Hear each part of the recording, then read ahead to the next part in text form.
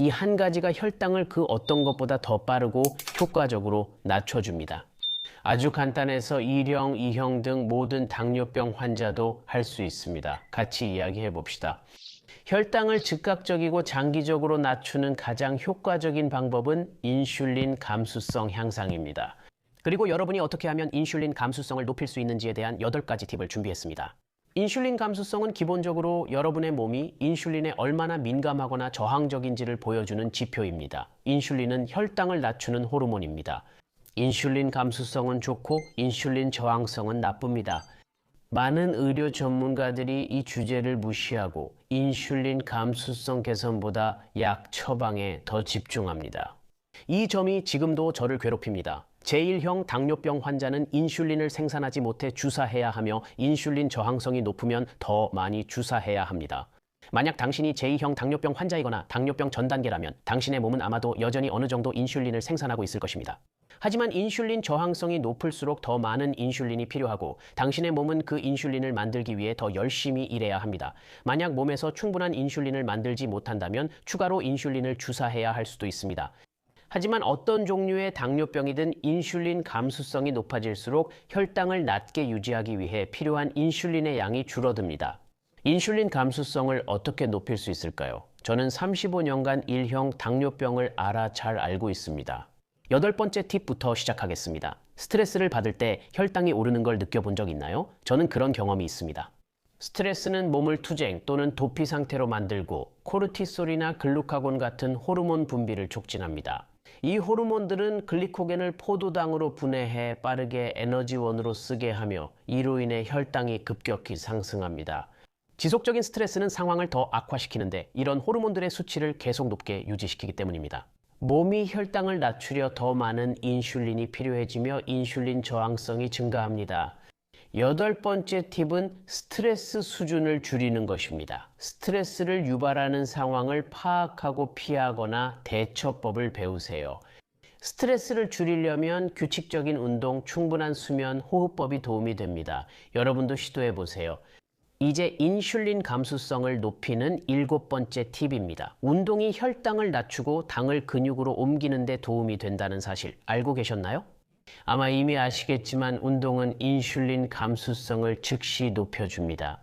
이 효과는 운동 종류에 따라 2시간에서 최대 2일까지 지속됩니다. 제가 가장 자주 하는 운동은 조깅, 하이킹, 그리고 고강도 저항 운동입니다. 저는 달리기나 산책을 하면 혈당이 바로 떨어집니다. 30-45분 운동, 이 혈당을 빠르게 낮추는 최선의 방법입니다. 이제 푸시업, 윗몸 일으키기, 점핑잭, 버피 같은 고강도나 저항 운동을 할 때는 혈당이 바로 떨어지지 않습니다. 하지만 실제로는 몇 시간 후 혈당이 내려가기 시작하고 저항 운동을 하면 그날 밤이나 다음 날 인슐린 감수성이 더 높아집니다. 그래서 인슐린 감수성을 높이기 위한 7번째 팁은 일주일에 최소 3번이나 4번은 움직이고 운동하는 것입니다. 가장 좋아하는 운동을 선택하고 제한이 있다면 실제 할 수 있는 운동을 고르세요. 한 가지는 꼭 기억하세요. 하이킹, 달리기, 수영, 자전거 타기와 같은 유산소 운동은 대부분의 경우 운동 중이나 운동 직후에 혈당을 매우 빠르게 낮춰줍니다. 그래서 인슐린에 의존하는 당뇨병 환자라면 저혈당이 올 때를 대비해서 항상 주스나 포도당 같은 것을 가지고 다녀야 합니다. 반면 고강도나 근력 등 무산소 운동은 스트레스 호르몬을 활성화해 일시적으로 혈당을 올릴 수 있습니다. 하지만 이런 운동은 인슐린 감수성을 높이고 운동 후 몇 시간에서 며칠간 혈당을 낮춥니다. 6번째 팁입니다. 운동을 싫어하는 분들에게도 좋은 방법입니다. 수면 부족은 인슐린 저항성을 크게 높일 수 있습니다. 여러 연구에서 수면이 부족하면 인슐린 감수성이 감소한다는 것이 밝혀졌습니다.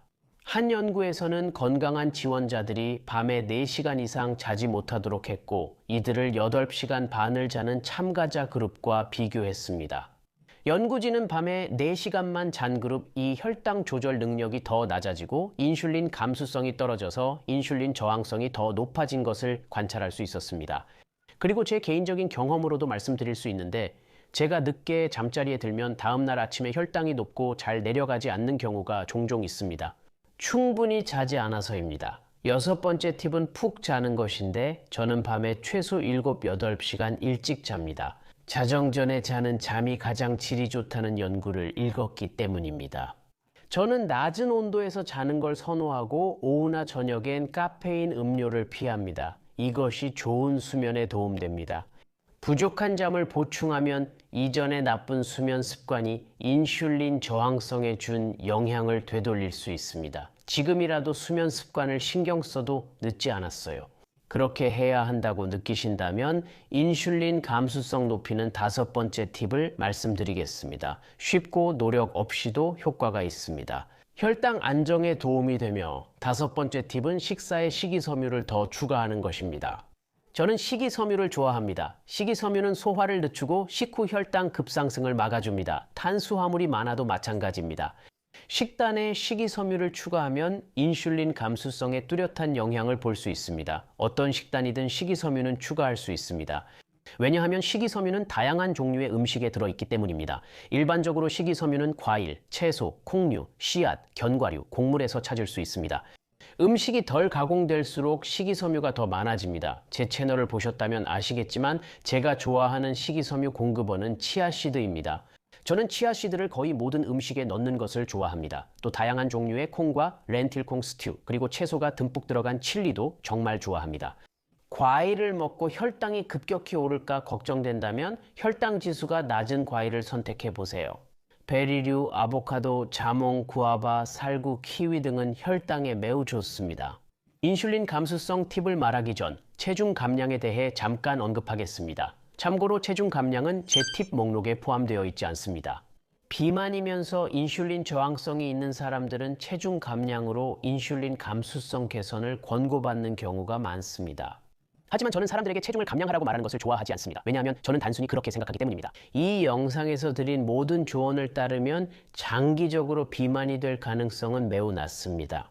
체중 감량 이야기는 줄이고 4번째 팁으로 넘어가겠습니다. 이 부분은 더 어렵습니다. 하지만 제 생각에는 이것이 인슐린 감수성을 장기적으로 개선하는 데 가장 중요한 도구 중 하나입니다. 이 부분에 대해서는 제 채널에서 여러 번 이야기했지만 제 입장에서는 정말 큰 영향을 미치기 때문에 여기서 다시 언급해야 할 것 같습니다. 인슐린 감수성을 높이려면 4번째로 가공식품, 첨가당, 인공 트랜스지방, 인공 첨가물이 든 음식을 피하세요. 가장 쉬운 방법은 집에서 자연식품으로 요리하고 패스트푸드점을 피하는 것입니다. 저는 여전히 올리브 오일, 그릭 요거트, 다크 초콜릿 같은 가공식품을 가끔 먹는 건 괜찮다고 생각합니다. 이런 음식을 좋아하신다면 인슐린 감수성에 큰 해는 없습니다. 정말 필요할 땐 가끔 파스타나 빵을 드셔도 괜찮습니다. 제가 항상 지키는 원칙은 통곡물 음식을 선택하는 것입니다.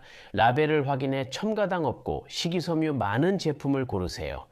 이 음식들은 혈당을 더 적게 천천히 올립니다. 식단 변화가 어렵다면 한 번에 다 바꿀 필요는 없습니다. 주방 재료를 서서히 더 건강한 것으로 바꿀 수 있습니다. 문제가 되는 것은 건강한 재료로 교체하면 됩니다. 한 단계씩 천천히 하면 곧 혈당이 좋아지는 걸 볼 수 있습니다. 참고로 집에서 요리를 자주 할 때 많이 쓴 도구가 있습니다. 바로 클리니오라는 휴대폰 앱입니다. 이 앱은 여러분이 직접 맞춤형 식단을 만들 수 있도록 도와줍니다. 2분 정도 걸리는 간단한 설문에 답하고 앱에 여러분의 목표를 알려주기만 하면 됩니다. 그 후에는 각 식사를 어떻게 요리하는지에 대한 설명과 함께 완벽한 식단표를 받을 수 있고 인쇄해서 바로 장을 보러 갈 수 있는 쇼핑 리스트도 제공됩니다. 클리니오와 협업해 79% 할인 코드 TOM79를 제공합니다. 인슐린 감수성 높이기 추가 팁 3가지를 말하기 전 짚고 넘어갈 중요한 문제가 있습니다. 저탄수화물 식단, 탄수화물 음식은 혈당을 올립니다. 당뇨병 종류나 인슐린 감수성과 무관합니다.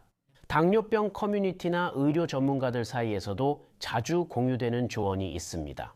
혈당을 낮추려면 탄수화물을 줄이고 저탄수화물 식단이 효과적일 수 있습니다. 하지만 이 방법이 인슐린 감수성 개선에 정말 도움이 될까요?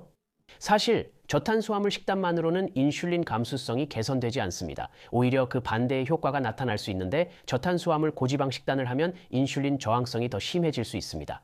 실제로 저에게 일어난 일이에요. 오해하지 마세요. 저탄수화물 식단은 혈당이 급격하게 오르는 것을 피하는 데 아주 좋은 방법이고 실제로 비당뇨인의 혈당 수치를 빠르게 달성하는 데도 매우 쉽습니다. 하지만 저탄수화물 식단을 한다고 해서 인슐린 저항성 문제가 해결되는 것은 아닙니다. 특히 저탄수화물 식단을 하면서 건강에 해로운 지방을 많이 섭취한다면 더욱 그렇습니다. 세 번째, 인슐린 감수성 향상 팁을 소개하겠습니다. 이 방법은 무엇을 먹는지보다 언제 먹는지에 초점을 맞춘 흥미로운 식사 방식입니다. 많은 연구자들은 시간 제한 식사나 간헐적 단식을 꾸준히 하면 수명이 더 길어질 수 있다고 주장합니다. 일부 연구에 따르면 간헐적 단식이 인슐린 저항성 감소에 도움을 줄 수 있으나 혈당에는 즉각적 영향이 없다고 합니다.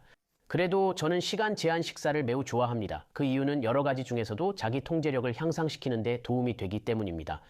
시간 제한 식사 방법은 다양하지만 제가 가장 선호하고 자주 하는 것은 16-8입니다.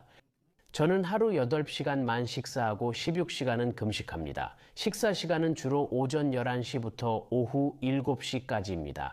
그렇게 할 때는 오후 7시 이후에는 아무것도 먹지 않고 아침 식사는 거릅니다. 아침에는 블랙커피만 마십니다. 두 번째 팁은 이 목록에서 인슐린 감수성 개선에 가장 중요한 것일 수 있습니다. 제 채널을 예전에 보셨다면 제가 무슨 말 할지 아실 겁니다. 이건 판도를 바꾸는 요소이기 때문입니다. 그리고 두 번째 팁은 혈당을 정기적으로 확인하는 것입니다. 아니면 가능하다면 연속 혈당 측정기를 사용하는 것이 더 좋습니다. 자주 확인할수록 더 좋습니다. 음식, 운동, 스트레스 등 다양한 요소가 혈당과 인슐린 민감도에 미치는 영향을 이해하게 됩니다. 앞으로 어떤 삶을 선택할지 더 잘 결정할 수 있을 겁니다. 이는 인생이 한 번뿐이라 매우 중요하다고 생각합니다. 저는 혈당을 잘 관리하면 당뇨병, 합병증의 99%를 예방할 수 있다고 믿습니다. 첫 번째 팁으로 인슐린 감수성을 높이는 마법의 알약에 대해 이야기해 봅시다. 아침이나 저녁에 복용할 보충제나 약초 등이 있을까요? 그리고 이것이 혈당 개선과 인슐린 저항성 감소에 수년간 도움이 될까요? 도움이 될 천연 성분으로 사과식초, 페뉴그릭, 아말라, 베르베린 등이 있습니다. 특히 제2형 당뇨병에 효과적입니다. 하지만 저는 개인적으로 그것들을 사용하지 않습니다. 효과가 없다는 말은 아니지만 유튜브나 인터넷 어디에서나 그런 것들을 이야기하는 사람이 너무 많다는 느낌이 듭니다. 그들은 당뇨병을 완치시켜준다는 마법의 알약을 판다고 합니다. 그래서 저는 여러 허브나 보충제에 대해 알아보는데 소극적이 됩니다. 저는 좋아하는 당뇨 슈퍼푸드를 고집해요. 첫 번째 팁은 이를 더 많이 드시라는 것입니다. 제가 거의 매일 먹는 당뇨 슈퍼푸드 7가지에 대한 영상을 꼭 확인해 보세요. 여기 클릭해서 다음에 시청하세요. 거기서 뵙겠습니다. 차오.